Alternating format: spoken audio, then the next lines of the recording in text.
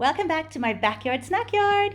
Today I've actually been out foraging just a little bit. We were at a playground and there were these beautiful rose hips that were just ripe and ready for their picking. I love rose hips. I always loved to, when I was a child in Denmark, we used to collect them and make rose hip jam, and I thought I'd try to make some rose hip jelly this time. We haven't picked too much, so I'm going to add some apples to it too. I think it should add sort of a nice tartness to it. And of course, these fruits are quite low in pectin, whereas apples are very high in pectin. So that could really help the whole jelly set. Rose hips are so healthy. They have 5 times more vitamin C than oranges. They've also got vitamin A and D. Oh, the D is a really important one, of course, during the winter. It's the sunshine vitamin, as known as. So it's, of course, one that we do lack more in the dark, colder months. It also has, I think it's vitamin E as well. And of course, lots of antioxidants, which berries tend to have anyhow. So just a really good one. There's one thing to note when picking and working with rose hips. They are very prickly, first of all. The bushes are super thorny. And then when you actually get into the rose hips, their seeds are super duper itchy. So you really want to wear gloves when working with them. I think I've heard anyhow that they were once the original component for itching powder. I don't know why they ever decided to invent itching powder, but these ones were definitely what they used for it, and they're so itchy. So definitely wear gloves when working with them. All right, so I'm gonna get some apples now. I'm gonna weigh these ones up and then get twice as many apples. Still so many apples on our trees out here, so I'll just pick a few.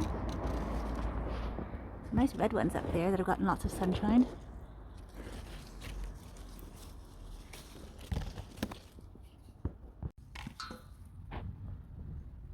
I'm only doing a very small batch because I haven't got many of the beautiful rose hips. So I think I've got about 300 grams of apples here, pips and all.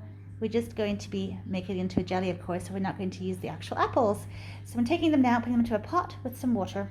So I've got 300 grams of apples, and I'm going to add 500 milliliters of water, which is the same as half a liter of water, and bring it to a boil. Once it's boiling, I'll simmer them until the apples are tender. So I've got my gloves on, and I'm going to just top off these little ends and then chop the fruit finely. Now that the apples are all soft, I'm going to add these chopped up rose hips. They look so much like chilies, but they're going to go in there, and I'm going to simmer them for 10 minutes. You can see it's boiling and it's somewhat steaming up my lens. I'm going to add a bit of lemon in there as well. I will add the lemon peel in a second. The lemon seeds are also really full of pectin, so that's really great. I'm just going to turn the heat down now.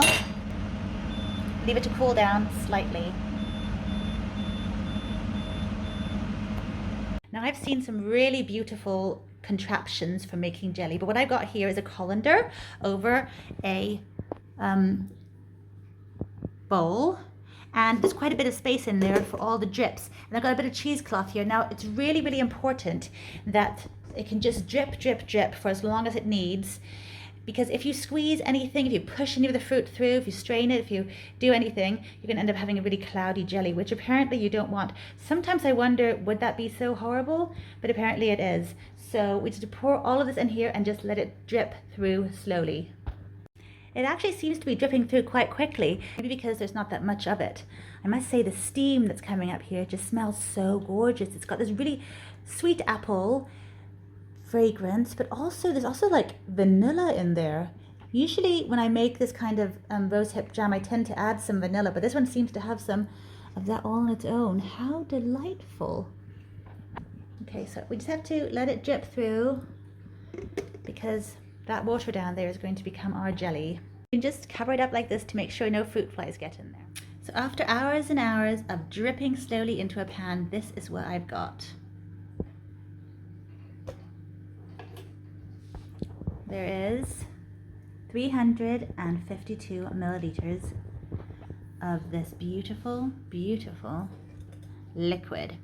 There's already lots of pectin from the apples and also the lemon seeds, but I want to make it as gloopy as possible, so I have got jam sugar, which has added pectin in it. And what I'm going to do, because there's 350 milliliters of the liquid, I'm going to add just about half of that in sugar, which means I'll add about 175 grams of this sugar. I'm just going to slowly bring it to boil to dissolve the sugar, and then we can bring it to a proper rolling boil. But before I do that, I'm just going to add some more lemon juice. I love the lemon juice. It really cuts through all the sweetness and just adds something to it. Here we are, the finished product. It all happened very quickly in the end, as jams tend to just quickly come together when they start boiling. As you can see, there's some little bits floating around in the jelly, and that's because I suddenly remembered that earlier this year I had picked some rose hips, some of the more fleshy ones, and I had cleaned them, chopped them finely, and put them in the freezer. So I just added them to the whole liquid and sugar mix. That will give a bit of bite to it. I do like that.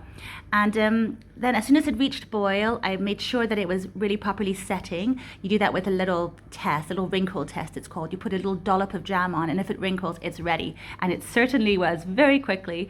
So I've poured it into this little jar, and we'll be tasting it, I think, this afternoon when the boys are back from football. I think we're gonna have some sourdough cheese toasts, and then we'll have a dollop of this really lovely jelly. So if you do have any rose hips out there, you see any on your walks, you just spot a few, just pick some, really do, and try to make some of this. It's so easy, so simple, so few ingredients are needed, and it really does have a wonderful autumnal flavor to it. Make sure you leave lots of the berries for the birds though, because they do need them more than we do.